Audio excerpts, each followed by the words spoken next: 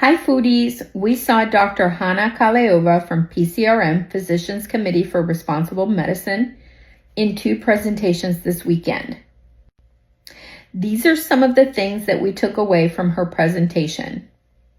One of the most eye-opening things for me is one of her nutrition studies that she presented, where she spoke about putting half of the patients on a Mediterranean diet and half of the patients on a plant-based diet that was low in saturated fats.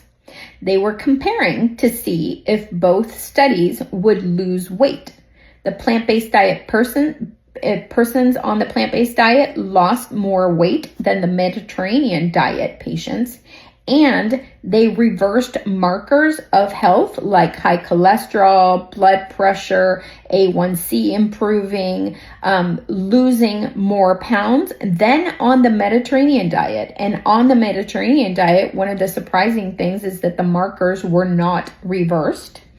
The only one that had improved was lowering of blood pressure. So if you're looking to lose weight and you're comparing the Mediterranean diet and the plant-based diet, you can refer to her nutrition studies if you want to look at the specific nutrition study that she's done on the Mediterranean diet versus the plant-based diet.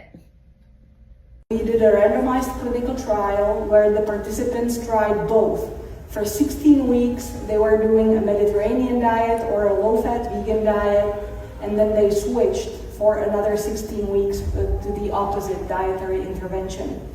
And we found that people didn't lose any weight on the Mediterranean diet.